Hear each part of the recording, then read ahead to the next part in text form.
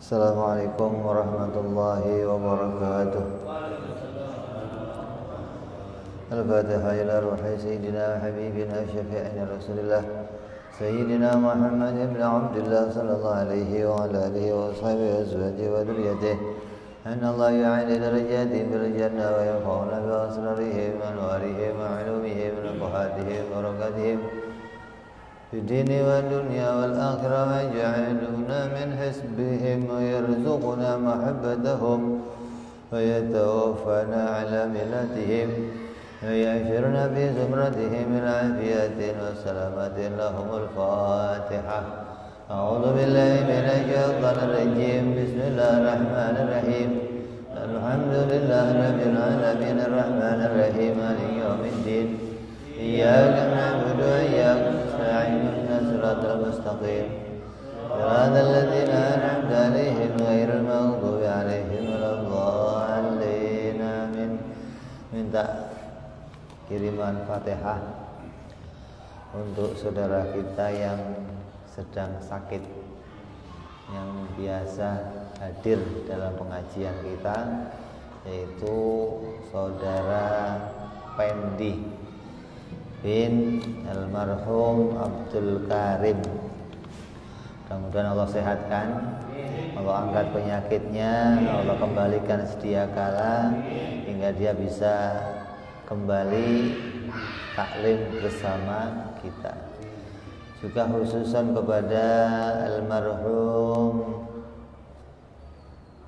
Ngagimin bin Sumasalah Sumaila Saminun binti Pamarja Sumaila Sukindra bin Sukarno Sumaila Sukarno bin Kami Sumaila Abdul Karim bin Fulan Muslim Mufrin Mayaghfirullah Berhami Ya'udhu Jannah Jannah Lahumul Fatihah. A'udhu billahi minasyaitanir rajim. Bismillahirrahmanirrahim.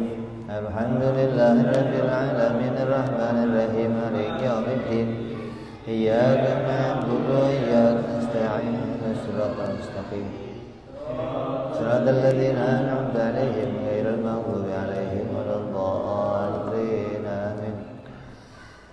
Bismillahirrahmanirrahim.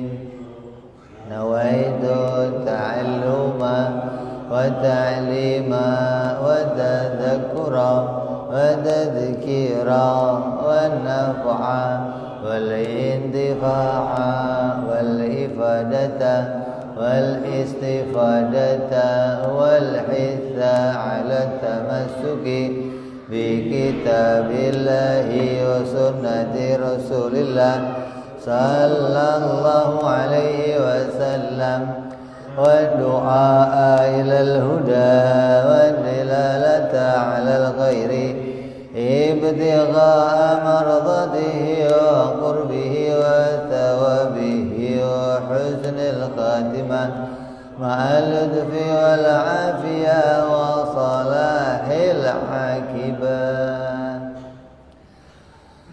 بسم الله الرحمن الرحيم. الحمد لله رب العالمين والصلاة والسلام على سيد المرسلين Sayyidina wa habibina wa syafi'ina wa maulana Muhammadin wa ala alihi wa sahbihi ajma'in, amma ba'du. Qala musanniful kitab Hadratus Syekh Sa'id bin Armiyah rahimahullah wa ghafaru lahu wa liwalidayhi wa nafa'ana bihi fid dharain. Allahumma aftah qulubana futuhal arifin wa bihikmatika wansur alaina birahmatika ya arhamar rahimin. Ilan qal, sampai kita pada halaman 61, yaitu kesimpulan.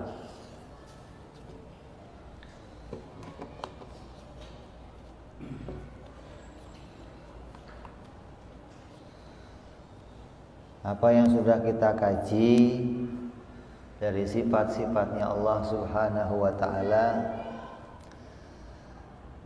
dan sifat-sifat para rasul alaihi wassalatu wassalam, dalam hitungan Imam, dalam hitungan bukunya Kiai Said, maka ditulis jumlahnya 64. Maka ulama berbeda-beda di dalam masalah jumlah. Jadi nggak ada masalah mau pakai yang sifat 20 boleh, mau pakai yang sifat 13 boleh, mau pakai yang 12 sifat juga boleh. Yang penting jangan nggak kenal sama sekali sifatnya Allah. Nah, ini yang bahaya. Nah, jadi 64 aqaid, 64 mu'taqad. Mu'taqad itu apa? Mu'taqad atau akidah itu apa? Akidah itu pegangan atau bundelan, simpul yang disimpan di dalam hati. Jadi kalau kamu kok nggak punya pegangan, maka kamu hidup kamu akan kacau. Sebentar ikut ke sini, sebentar ikut ke sini, sebentar ikut ke sini. Kamu nggak punya pegangan namanya. Kalau kata orang sekarang itu nggak punya prinsip, nggak punya jalan hidup yang lurus. Asal ini kelihatan enak ikut sini, ini enak ikut sini. Nah, ini kita diperintahkan oleh agama agar kita itu punya mu'taqad, punya pedoman beragama, yaitu mengimani 64 keyakinan. Apa saja 64 itu isinya?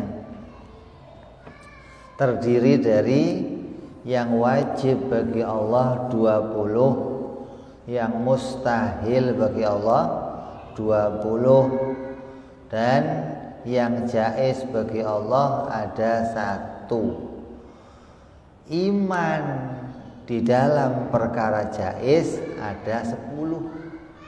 Jadi jumlahnya ada 50 yang berkaitan tentang isinya syahadat tauhid, isinya asyhadu alla ilaha illallah, itu ada 50 akidah. Kemudian ditambah lagi sifat-sifat bagi para rasul 4. Terus yang mustahil bagi rasul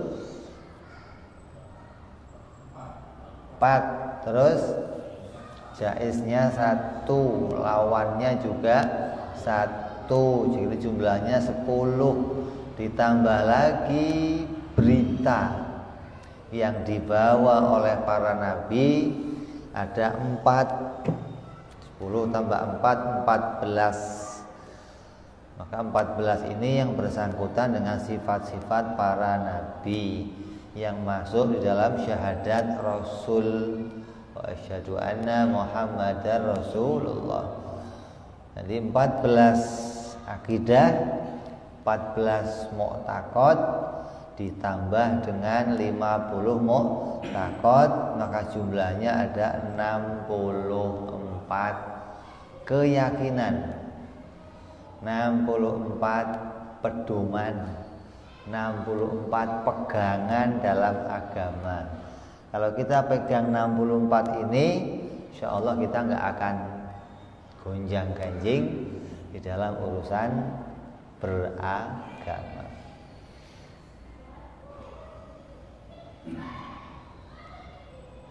Wa yajma'u ma'ani hadhil aqaidi kulliha qaulu la ilaha illallah Muhammadur Rasulullah.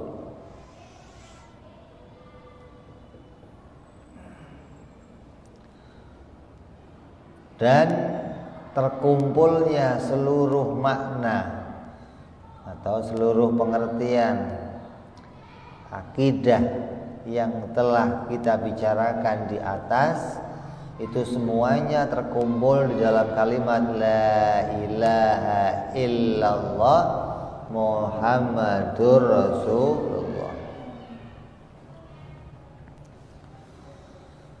Jadi itu yang kamu kaji 64 itu isinya 2 kalimat syahadat. Isi 2 kalimat syahadat. Artinya apa?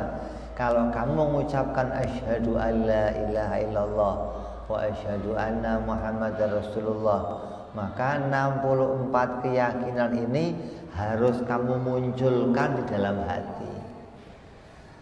Kalau 64 ini enggak muncul, berarti syahadat kamu baru syahadat di mulut.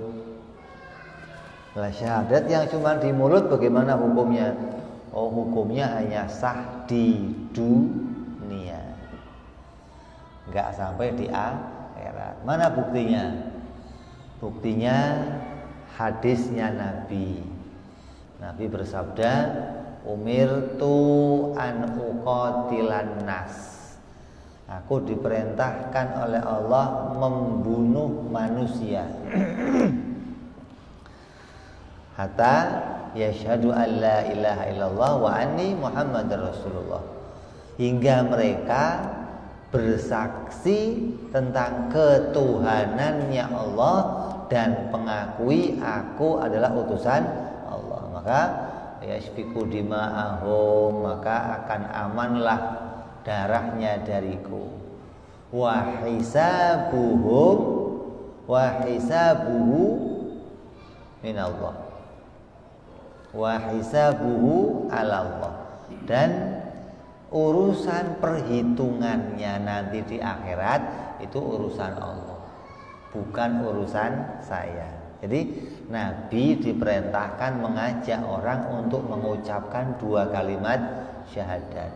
Mau ngucapinnya itu serius, mau enggak serius, kalau kamu sudah ngucapin, kamu orang Islam. Enggak, ngucapinnya harus serius baru Islam. Enggak, mau ngucapinnya kayak apa saja, kamu ucapin, kamu Islam. Pokoknya dikasih pedang nih, Islam enggak? Ya udah saya Islam, asyhadu alla Islam. Nah, Islamnya sampai akhirat enggak? Oh, enggak tahu. Urusan akhirat kata Nabi itu nanti urusan Allah, bukan urusan saya. Nah, berarti dari hadis itu ulama menangkap bahwa orang yang mengucapkan 2 kalimat syahadat tapi di hatinya enggak menyimpan makna apa-apa, maka itu hanya selamat di dunia. Adapun orang yang mengucapkan 2 kalimat syahadat dan hatinya punya makna, ini selamatnya di dunia sampai akhirat. Jadi kalau kemarin kamu ngucapin 2 kalimat syahadat, terus yang penting asal bunyi, mulutnya doang yang bunyi, hatinya nggak connect apa-apa. Nah, sekarang mau kita tambahin, mulutnya bunyi, hatinya menghadirkan makna-makna, gitu loh. Kamu kalau nyebut rumah, kamu kalau ngomong rumah, yang muncul di pikiran kamu apa?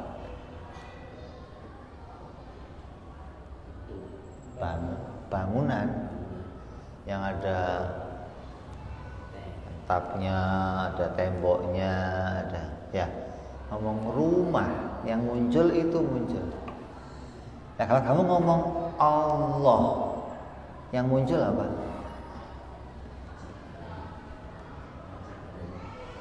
Yang muncul apa? Sifat-sifatnya.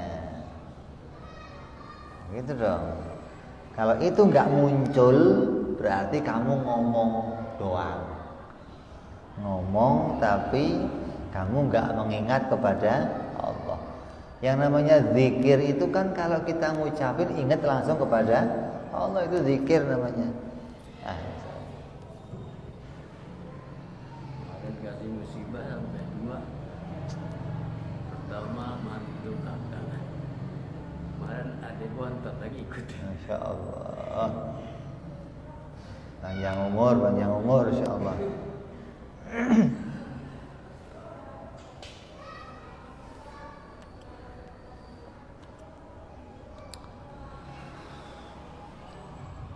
Ya, jadi semua makna yang kita pelajari terkumpul semuanya di dalam 2 kalimat syahadat.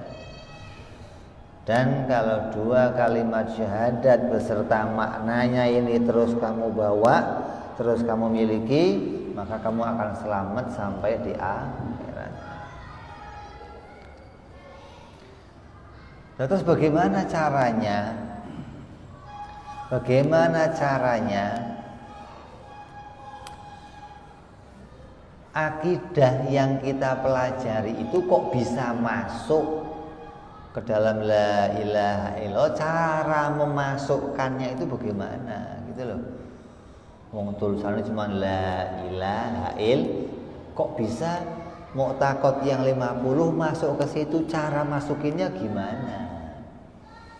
Ini banyak orang yang salah cara memasukkan mu'taqad ke dalam kalimat syahadat. Maka kata Kiai Said dituntun kita, perinciannya begini. Pertama mengambil kalimat la ilaha illallah. Jadi kita bicara yang pertama dulu, kalimat la ilaha illallah. Apa artinya?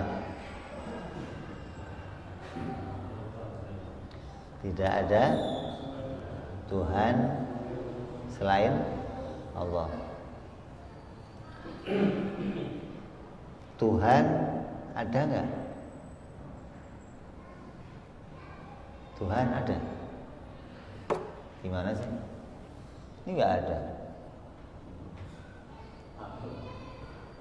Yang ada Allah. Tuhan nggak ada. Hah? Tuhan ada nggak? Nggak ada.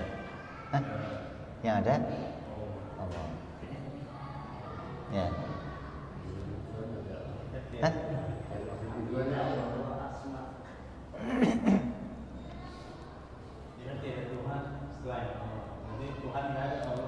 Ya, gitu. Nah, sekarang saya tanya, Allah itu siapa? Siapa? Allah itu nama atau zat? Nama atau zat? Zat. Namanya siapa?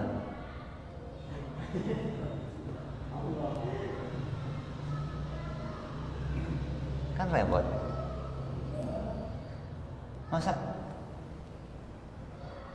kalau bahasa Arab Tuhan itu disebutnya apa? Itu namanya. Kok nama aja? Namanya banyak. Rahman, Rahim, Malik, Kudus, Salam, Al-Mu'min, Al-Muhaimin. Itu nama Allah. Nama-nama Tuhan. Namanya Allah banyak. Hah? Jangan kenal cuma namanya, jangan. Kita bicara mau kenal yang punya nama, bukan mau kenal namanya, bukan. Kalau Allah itu bukan Tuhan, nah terus Allah itu siapa? Dalam bahasa Arab Tuhan disebut dengan apa? Bahasa Arab kalimat Tuhan disebut dengan apa? Rabbun. Apalagi? Ilahun. Ya, kalau kita sering nyebut ya ilahi, ya sering nggak? Ya ilahi, sering. Apa artinya? Ilahi artinya apa? Tuhanku, gitu dong.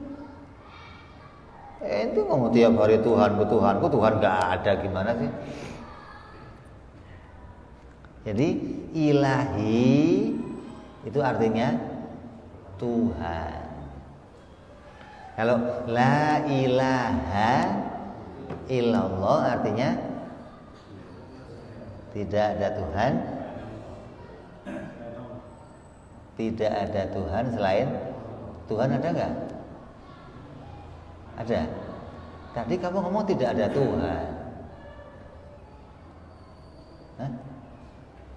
Kalimatnya apa itu? Tidak ada Tuhan kecuali Allah. Ya. Nah itu yang kita tiadakan itu siapa? Ada. Ada.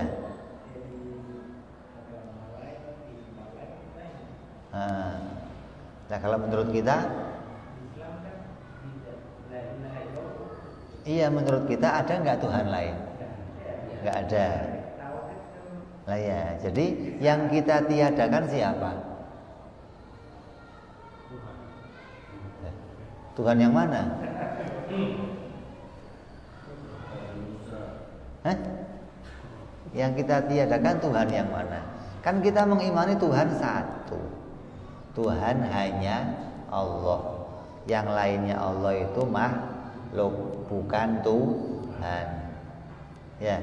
Jadi ketika kita ngomong tidak ada Tuhan, yang kita tidak adakan itu siapa? Tidak ada Tuhan lain kecuali Allah. Lah itu yang lain itu siapa? Ada nggak Tuhan? Ada. Jadi harusnya kamu ngomong begini, tidak mungkin begitu ada Tuhan lain selain Allah. Begitu mestinya. Jadi arti kalimat la ilaha illallah itu diartikan tidak mungkin ada Tuhan lain kecuali Allah. Begitu. Hingga ketika kamu mengingat, ketika kamu mengucapkan la ilaha, kamu sudah ingat Allah. Jangan ingatnya Allah waktu ngucapin illallah baru ingat Allah. Waktu la ilaha nggak ingat Allah. Nggak ada Tuhan lain illallah kecuali Allah. Jadi ingatnya Allah waktu ngomong illallah. Waktu la ilaha nggak ingat Allah. Gimana itu? Nah iya, berarti kan tidak mungkin ada Tuhan lain selain Allah. Nanti ketika kamu mengucapin la ilaha itu sudah teringat Allah di situ, karena nggak ada yang lainnya lagi, gitu loh. Jadi tidak ada apa? Tidak ada yang mungkin. Jadi mungkinnya aja nggak ada gitu loh. Apalagi kok nyata-nyata jadi Tuhan. Mungkin ada Tuhan lain itu nggak ada. Kemungkinannya nggak terjadi gitu loh.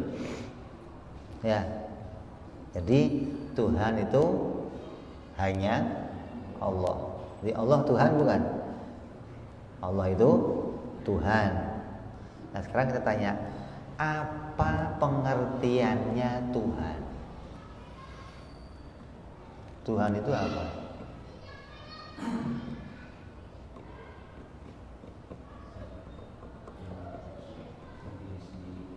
Zat yang bersifatan ketuhanan. Zat yang bersifatan ketuhanan. Maka disebut ya Tuhan.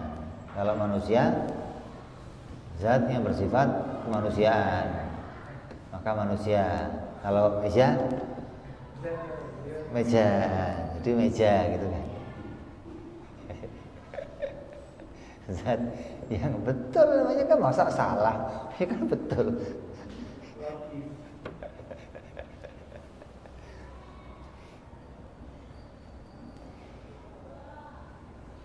Kalau kamu nggak ngerti maknanya Tuhan, nanti 50 sifat ini tidak bisa masuk ke dalam la ilaha illallah. Karena caranya memasukkan 50 ini ke dalam la ilaha illallah itu lewat kalimat Tuhan itu, gitu loh. Tuhan itu apa. Nanti dari makna Tuhan ini 50 akidah akan masuk ke dalam makna Tuhan. Terus setelah masuk dalam makna Tuhan masuk ke dalam la ilaha illallah. Maka 50 ini otomatis masuk ke dalam la ilaha illallah. Gitu loh. Tuhan artinya wajib tetapnya sifat ketuhanan itu hanya pada Allah. Nah, kemudian mau kita pahami Tuhan itu apa? Oh, Tuhan itu oleh ulama dimaknai dengan 2 makna. Ini definisi penting ini. Kalau kamu bisa paham ini, kamu akan bisa punya pegangan bahwa memang selain Allah itu bukan Tuhan. Kalau kamu nggak ngerti definisi ini, kamu masih terputar-putar di situ aja. Bisa jadi ini Tuhan. Kayak begini, Tuhan itu apa? Tuhan itu yang berhak disembah. Umpamanya, ada yang mengartikan Tuhan itu yang berhak disembah. Dalam agama kan begitu artinya, al-ma'bud bil haq, zat yang berhak disembah, maka disebut Tuhan. Pengertian yang seperti itu pengertian yang digunakan oleh semua agama. Kamu mau ke orang Kristen, mau ke orang Yahudi, mau orang Nasrani, mau orang Buddha, kamu tanya, Tuhan itu apa? Kata mereka, yang berhak disembah. Makanya mereka menyembah Tuhan mereka. Karena sesuatu yang disebut Tuhan itu, maka dia berhak disembah. Nah, kembali pertanyaannya, lah yang berhak disembah yang kayak apa? Berarti belum selesai dong gitu. Masih timbul pertanyaan lagi, gitu loh. Kalau Tuhan itu diartikan yang berhak disembah, maka yang berhak disembah butuh diartikan lagi agar jelas ini yang kayak apa yang berhak disembah. Ya, biar kita tidak menganggap bahwa selain Allah itu berhak disembah. Karena yang Tuhan itu hanya Allah, maka yang berhak disembah itu hanya Allah. Sekarang kita bicara Tuhan itu apa? Apa buktinya nanti kalau Allah itu Tuhan? Apa buktinya kalau selain Allah itu bukan Tuhan? Nah, bisa dimengerti dari pengertian itu. Tuhan dimengerti di sini istighna'ul ilahi an kulli ma siwa. Tuhan itu adalah zat yang maha kaya, tidak butuh kepada segala sesuatu. Terus waftiqaru kullu ma adahu ilaih, dan butuh setiap perkara semuanya kepada Allah. Jadi Tuhan itu diberi definisi dengan 2 definisi agar kita bisa jelas ini. Yang pertama, Tuhan itu adalah zat yang tidak butuh kepada segala sesuatu. Yang kedua, segala sesuatu butuh pada Dia. Itu Tuhan. Ringkas kan? Pendek kan? Zat yang tidak butuh segala sesuatu, dan segala sesuatu butuh Dia. Kita buktikan.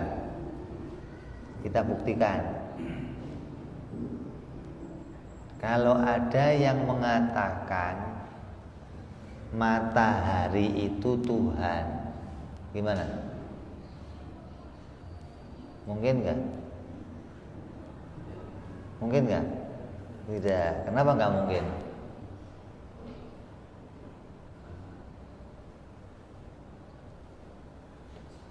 Kenapa matahari itu nggak mungkin menjadi Tuhan? Kenapa matahari itu tidak mungkin disembah? Kenapa matahari tidak mungkin dianggap sebagai Tuhan? Kenapa? Kembali ke pengertian tadi. Tadi pengertiannya apa Tuhan itu? Yang tidak butuh segala. Nah sekarang tanya, matahari punya kebutuhan enggak?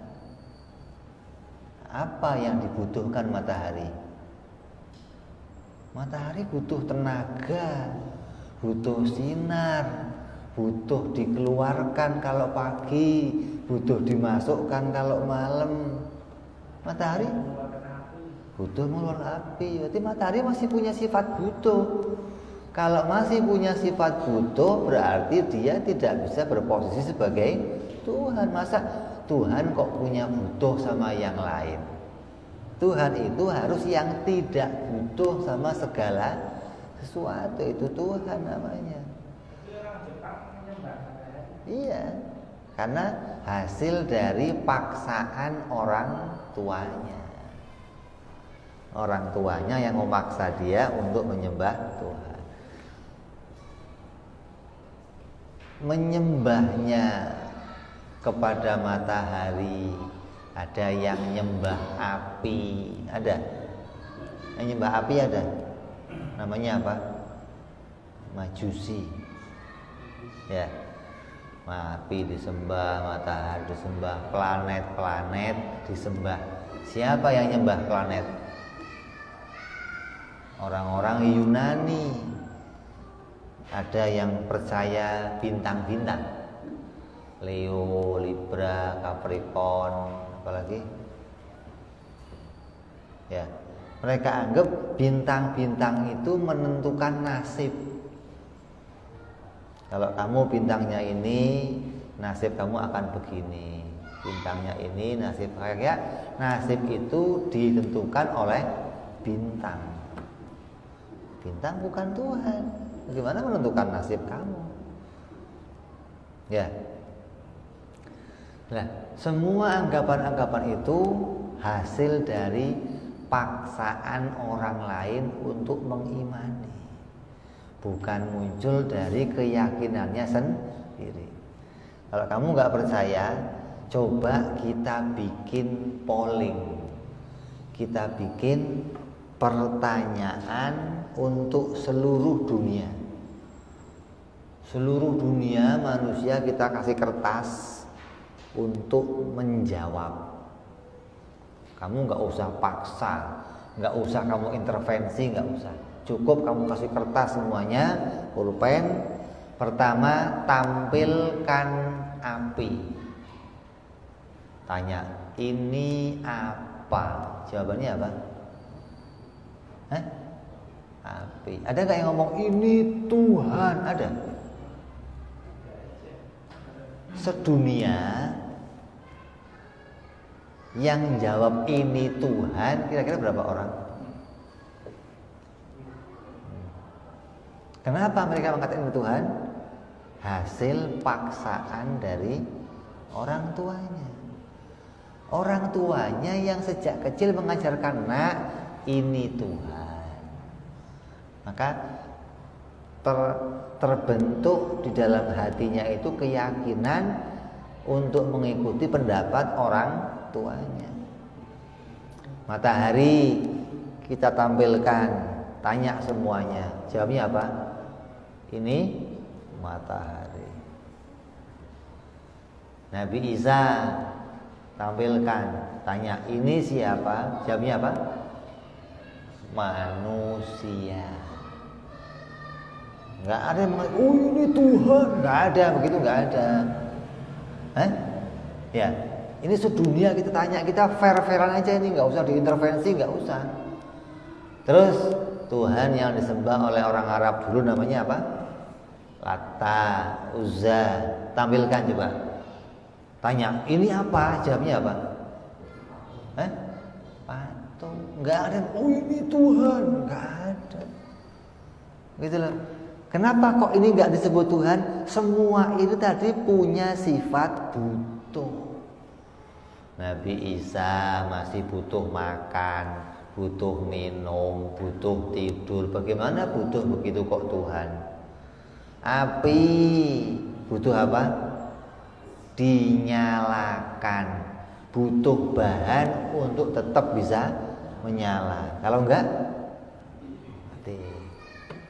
matahari, butuh sinar, butuh tenaga, butuh semua yang ada di dunia ini. Kalau kita polling akan dikatakan ini semuanya makhluk. Kenapa kok makhluk? Karena punya sifat butuh. Coba ini. Jadi takrif yang kecil tadi itu bisa membuat kamu menemukan Tuhan secara sebenarnya. Kalau kamu memberikan pengertian Tuhan hanya sekedar Tuhan itu ya yang menciptakan langit bumi, semua sedunia akan mengatakan sama seperti itu. Kamu tanya orang Kristen Tuhan siapa? Ya yang menciptakan langit bumi. Kamu tanya para penyembah api Tuhan siapa? Yang menciptakan langit bumi. Karena Tuhan dianggap pencipta langit bumi.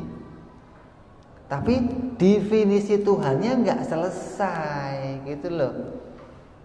Nggak bisa ditemukan. Kalau cuma menuduh Tuhan itu yang bikin langit bumi, berarti tiap-tiap yang dianggap Tuhan diyakini dia pencipta langit bumi. Kalau yang bisa menciptakan langit bumi itu mestinya yang nggak butuh sama segala sesuatu. Dia nggak butuh penolong, dia nggak butuh bantuan, dia nggak butuh diciptakan, dia nggak butuh disempurnakan. Maka segala yang dia nggak butuh, maka dia bisa menciptakan segala yang dia inginkan. Itu namanya Tuhan. Kalau dia masih punya kebutuhan berarti masih sama dengan saya. Kalau ada yang masih punya sifat butuh kamu sembah, kenapa nggak nyembah saya aja kamu? Gitu. Iya dong. Sedunia maksiat Allah nggak rugi. Sedunia taat muji Allah, Allah nggak tambah mulia enggak. Karena Allah itu sempurna, tidak bertambah lagi kemuliaannya dan nggak turun kemuliaannya. Allah nggak butuh segalanya. Jadi kalau ada orang kok muji-muji Allah, ya Allah kan saya sudah muji engkau ya Allah. Nah, kata Allah, lah bodoh amat. Lah kepentingan kamu sendiri yang muji-muji kok. Gitu. Ini kayak mau begitu. Gitu. Tapi Allah itu menghargai ibadah hambanya. Allah memberikan nilai kepada ibadah hambanya. Kamu punya amal sekecil apapun, yang amal itu kamu lakukan ikhlas karena Allah, Allah akan menghargai amal itu. Diberi oleh Allah pahala, diberi oleh Allah upah. Allah menghargai, begitu loh. Kalau bicara butuhnya, Allah nggak butuh lah, buat apa? Justru Allah yang menolong kita ibadah. Bagaimana kita bisa mengatakan Allah butuh pada ibadah kita? Paham ini? Ya. Jadi makna Tuhan apa? Zat yang tidak butuh segala sesuatu dan segala sesuatu butuh kepada Dia. Ya. Jadi makna Tuhan kita berikan penjelasan dengan dua makna tadi, ya. Tuhan dimaknai dengan istighna dan iftikor namanya. Istighna itu maknanya dia tidak butuh yang lain. Iftikor maknanya yang lain butuh pada dia. Ya. Terus dua makna ini yang masuk, yang jadi pengertian Tuhan, kita masukkan ke dalam la ilaha illallah. Jadinya makna gimana? Coba. Tuhannya diambil, tidak ada Tuhan. Tuhan diambil, diganti istighna sama iftikor. Jadi bunyinya kalimat bagaimana? Tidak ada zat yang tidak butuh kepada segala sesuatu dan segala sesuatu butuh kepada Dia kecuali hanya Allah. Nah, itu baru, itu makna Tuhan yang sebenarnya. Jadi kalimat la ilaha illallah itu makna lafaz yang datang dari Nabi. Lah kamu disuruh menyimpulkan maknanya, kamu disuruh cari maknanya. Maka maknanya apa?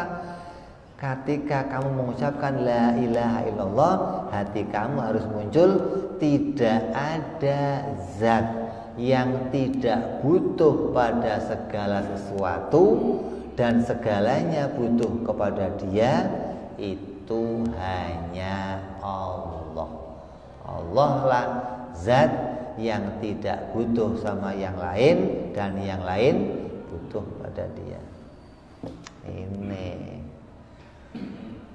kamu dengan makna ini kamu berani tampil kepada siapa saja di dunia untuk mengatakan ini loh yang berhak disembah. Kalau enggak begini enggak berhak disembah. Itu namanya definisi ketuhanan. Kamu nggak akan dapat definisi ini di pelajaran ilmu lain, nggak dapat. Dapatnya wiritan doang kamu paling. Dapatnya Ramasinta. Tahu Ramasinta? Ramasinta. Dapatnya Ramasinta. Apa Ramasinta? Ratib, maulid, yasinan, tahlilan. Ramasinta namanya. Makanya ada majelis taklim judulnya Ramasinta. Ini majelis India atau majelis mana? Saya bilang ini dari mana? Ya begini, Rama itu ratib, maulid. Oh,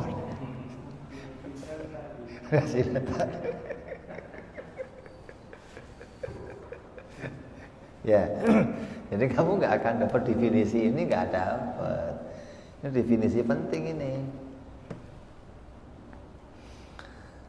Terus kalau tadi sudah kamu pahami itu, maka artinya tidak ada zat yang maha kaya tidak butuh kepada yang lain dan yang lain butuh kepada Dia. Itu hanya Allah. Maka ringkasannya begini, sungguhnya Allah adalah zat yang maha kaya dan yang lain butuh kepada Dia.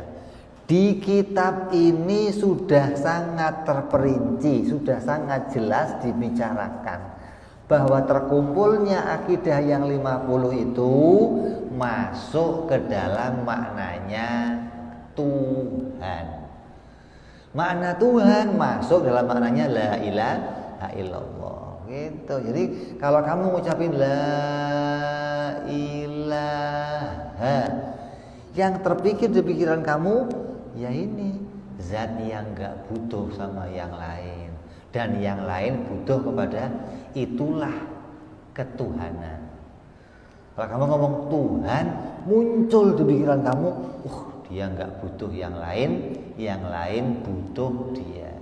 Sama kayak tadi kamu ngomong rumah, muncul bangunan, tembok, muncul motor, muncul roda, stang.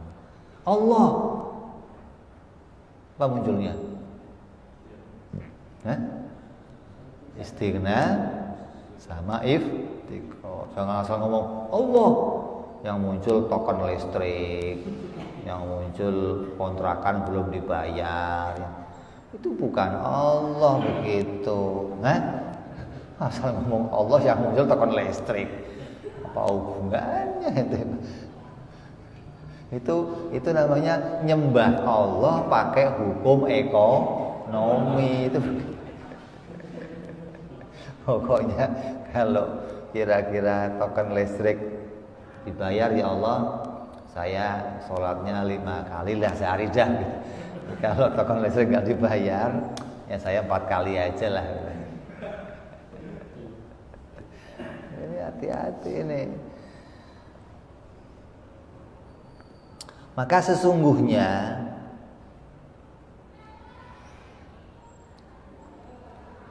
pembagian yang benar itu adalah pembagian yang memasukkan makna akidah itu ke dalam istighna'ul ilah an kulli ma siwa wa iftiqaru kullu ma adahu ilaih. Nih, enggak butuh yang lain dan yang lain butuh Dia. Kenapa dia nggak butuh yang lain? Kenapa dia nggak butuh yang lain? Karena dia wajib ada, wajib tidak berawal, wajib tidak berakhir, wajib berbeda, wajib berdiri sendiri. Bagaimana punya sifat-sifat itu kok masih butuh sama yang lain? Kalau zat kok sudah punya sifat-sifat itu, pasti nggak butuh sama yang lain. Gitu loh. Nah terus kenapa kok dia dibutuhkan sama yang lain? Oh karena dia itu kudrat, dia irodat, dia ilmu, dia hayat, dia wahdaniyah. Maka semuanya butuh pada dia. Ya, jadi dua definisi ini akan memasukkan 50 akidah ke sini. 50 akidah nanti akan kita bagi dua. Separuh masuk maknanya istighna, separuh masuk maknanya iftikor. Nah, hingga 50 akidah betul-betul menjadi isinya la ilaha illallah, tapi caranya masukin lewat kalimat Tuhan. Dari mana caranya? Kalimat Tuhan ini kita definisikan menjadi dua definisi. Dua definisi ini kita akan masukkan masing-masing sifat-sifat ketuhanan. Hingga tahu, oh sebabnya dia nggak butuh sama yang lain karena dia punya sifat jud, qidam, baqa, mukhalafah. Oh sebabnya semua yang lain butuh dia, kenapa? Oh dia kudrat, irodat, ilmu, hayat, wahdaniyah. Oh, hingga semua akidah ini masuklah sempurna ke dalam kalimat la ilaha illallah. Ini cara pembagian yang benar, cara memasukkan akidah ke dalam la ilaha illallah dengan cara yang benar. Tapi ada orang pula yang memasukkan ini dengan cara yang salah. Gimana caranya? Mereka memasukkan kalimat ini dengan cara memisahkan kalimat tauhid. La ilaha sendiri, illallah sendiri. Wah ini rusak kalau begitu. Gak bisa begitu. Tidak ada Tuhan. Apa itu isinya? Tidak berawal, tidak berakhir, tidak ada samanya, tidak illallah, kudrat, iradat, ilmu, hayat. Oh, nggak ada hubungannya. Cara yang begitu bukan cara yang benar. Kenapa kok nggak benar? Karena nggak akan muncul definisi ketuhanan. Kalau cara masukinnya dengan cara memecahkan kalimat la ilaha illallah menjadi dua kalimat dipisah. Terus makna Tuhannya muncul dari mana? Definisi Tuhan muncul dari mana? Nggak akan bisa muncul. Maka hati-hati dengan pembagian yang salah. Jangan tahu-tahu la ilaha itu artinya begini, illallah begini. Oh, itu nggak ngaji dengan benar itu. Itu ngaji pakai terjemahan kamus. Ngajinya tidak punya sanad keilmuan yang sampai kepada para imam-imam yang menuliskan kitab ini.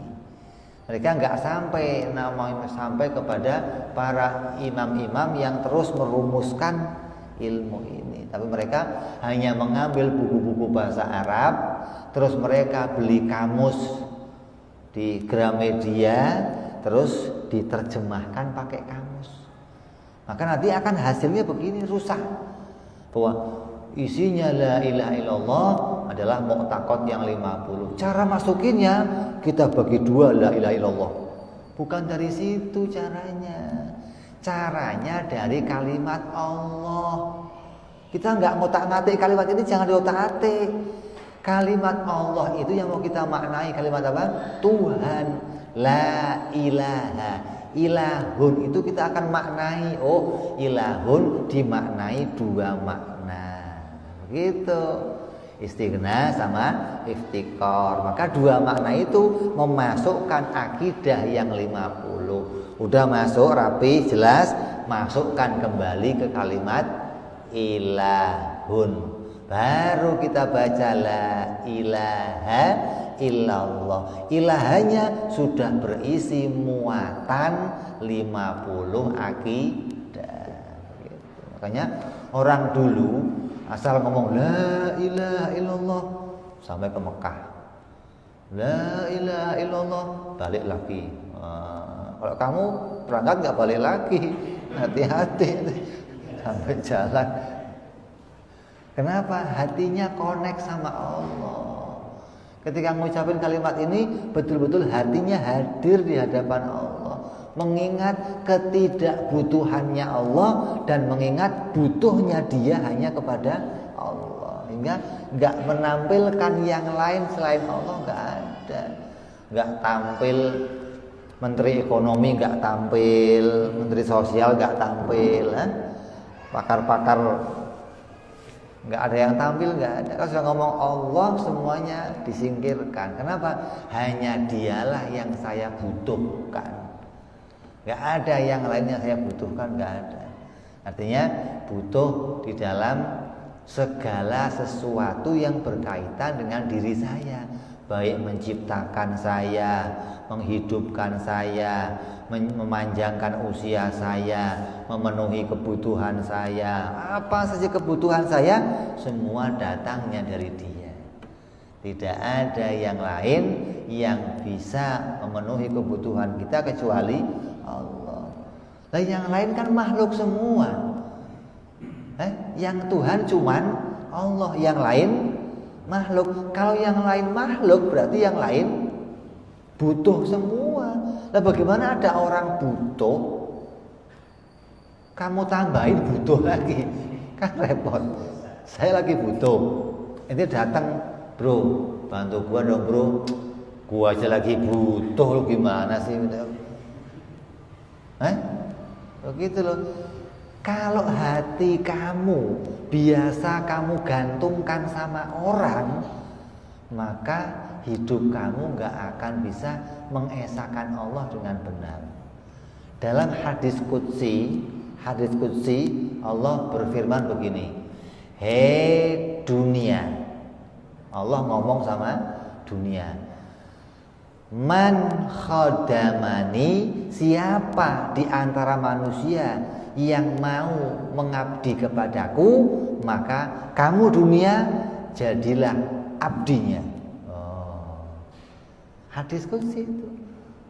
Tapi siapa yang jadi pembantu kamu, dia mau nurut sama kamu, dia punya tujuan hidupnya untuk kamu, kata Allah apa? Jangan kamu kasih apa-apa, tapi kamu ledekin. Coba. Maka dunia kalau sama saya sering ledek, asal dikejar, kelihatan doang, nggak dapat lagi. Kenapa? Karena kita mengabdi pada dunia. Kalau kita mengabdinya sama Allah, Allah perintahkan dunia mendekat untuk kamu. Tapi kalau kamu mengabdi sama dunia, kata Allah, jangan kamu kasih apa-apa, kamu ledekin aja. Punya proyek, kamu kejar, depan mata, gagal lagi. Punya misi, gagal lagi. Kenapa? Itu sudah hadisnya Allah, sudah diberitakan sama Allah. Siapa yang mengejar-ngejar kamu dunia, jangan kamu kasih, kamu ledekin aja. Sama saja kamu ngejar cewek, ceweknya tahu nih orang senang sama saya nih, diledekin doang, hai, lari lagi dia. Lari lagi. Kamu kesel aja nih orang bagaimana. Itu Allah perintahkan begitu memang. Ledekin. Jangan kamu kasih apa-apa. Makanya enggak ada orang-orang yang abdi kepada dunia kok terus hidupnya tenang, puas, enggak ada. Hidupnya resah, merasa kurang, maunya banyak terus. Beda sama orang yang hidupnya mengabdi kepada Allah. Dunia mendatangi dia dengan hina. Kalau kamu mengabdi kepada dunia, kamu mendatangi dunia dengan hina. Beda ini. Dunia mendatangi kamu dengan hina. Apa? Bro, mbok ya saya dikantongin toh. Di bawah doang begini. Alah bodoh amat. Manggil-manggil. Tolong saya dikantongin. Kamunya enggak perlu apaan itu. Tapi kalau kamu ngejar dunia, boro-boro ada duit di bawah. Jangan di sini naruhnya dong. Gimana sih Ustaz? Kamu merendahkan diri untuk dia. Dia yang kamu muliakan, kamu di bawahnya dia.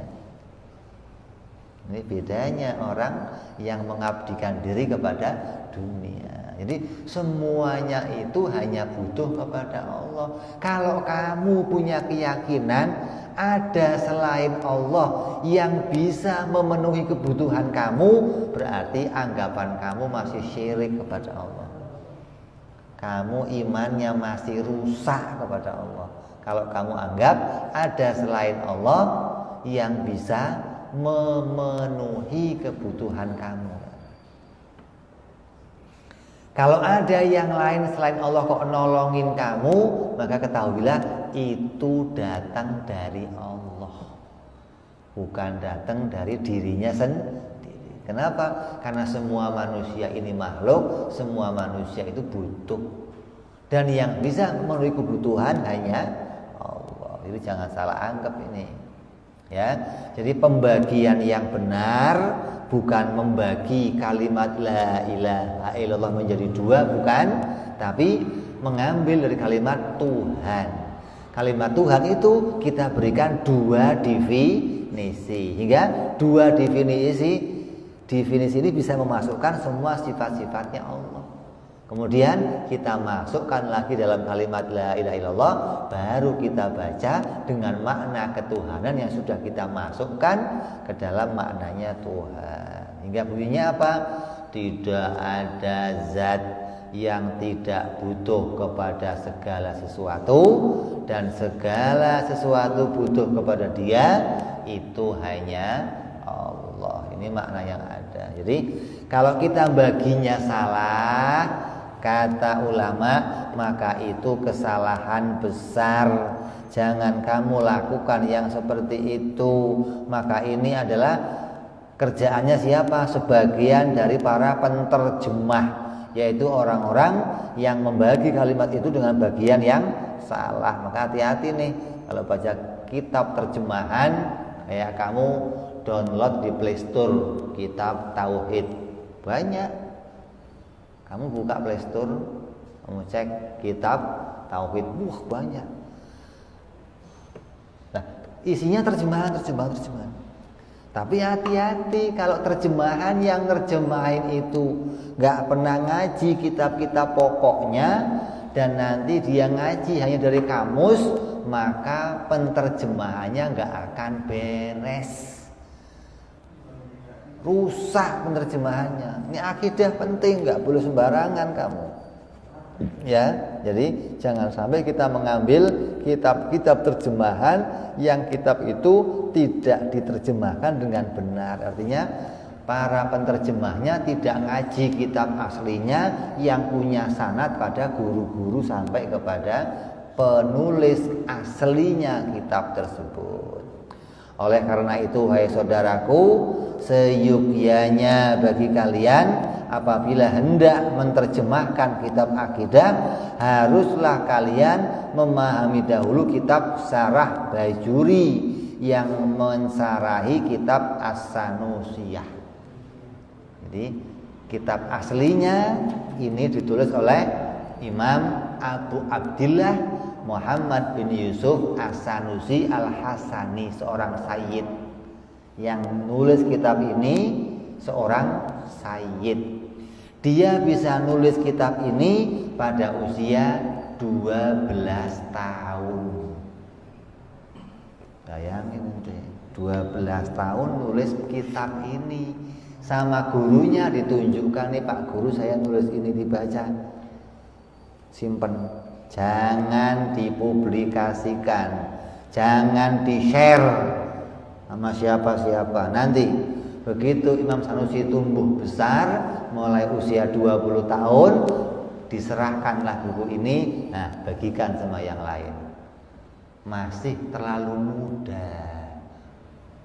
Setelah Imam Sanusi mulai berusia 20-an tahun ke atas, kematangan berpikirnya sudah baik, barulah diserahkan dan disuruh dibagi. Maka kitab ini sampai sekarang jadi rujukannya ulama. Kitab As-Sanusiyah. Yang mensarahi siapa? Di antara pensarahnya Imam Ibrahim Al-Bajuri. Sering ada kitab namanya kitab Bajuri. Bukan Bajai Bajuri, bukan. Itu pinjem namanya ini itu. Saking bapaknya senang sama Imam Bajuri, anaknya dikasih nama Bajuri. Cuman jeleknya jadi tukang bajai doang maksudnya. Bongol-bongol. Kayak nggak punya nama yang lain. Mau bajai Sugeng, mau bajai siapa? Bajai Bajuri. Ya, jadi mudah-mudahan kita yang ngaji semua di sini dijadikan oleh Allah Subhanahu wa taala menjadi orang-orang yang hatinya bisa paham ilmu tauhid, hatinya disinari dengan sinar ma'rifatnya Allah, hatinya diberi cahaya akidah yang benar, keyakinan bisa mantap di hati kita. Allah jadikan hati kita enggak goncang kemana-mana, hati kita hati yang tenang. Ya muqallibal qulub, tsabbit qulubana ala dinik. Wahai Zat yang membolak-balikkan hati, tetapkanlah hati kami dalam agamamu, dalam keyakinan kepadamu, keyakinan yang benar, keyakinan mu'taqad yang dibimbing oleh para imam-imam kita, keyakinan yang menyelamatkan kita di dunia sampai nanti di akhirat insyaallah. Amin ya rabbal alamin. Insyaallah kita akan bicara lagi besok, mulai masuk ke dalam pembagian istighna dan iftiqor.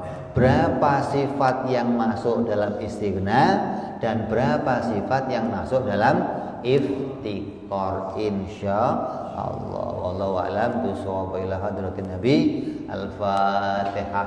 A'udzu billahi minasyaitonir rajim. Bismillahirrahmanirrahim. Alhamdulillahirabbil alamin arrahmanir rahim maliki yaumiddin. Iyyaka na'budu wa iyyaka nasta'in ihdinas siratal mustaqim siratal ladzina an'amta 'alaihim ghairil maghdubi 'alaihim waladdallin. Amin.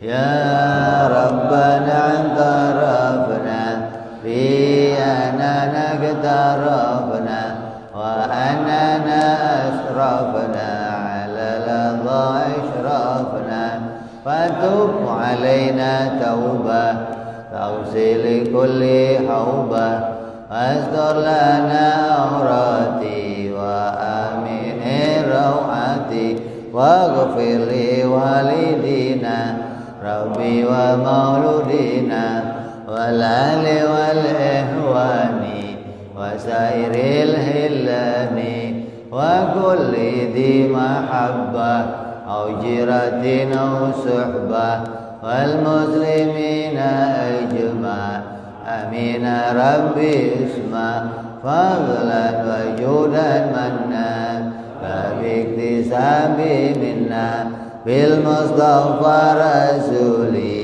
نهضى بكل سولي صلى وسلم ربي عليه عند الحبي wa alihi wa sahbihi dada tansi suhbi walhamdulil ilahi bil badi wa tanahi subhana rabbika rabbil izzati amma yasifun salamun alal mursalin alhamdulillahi rabbil alamin.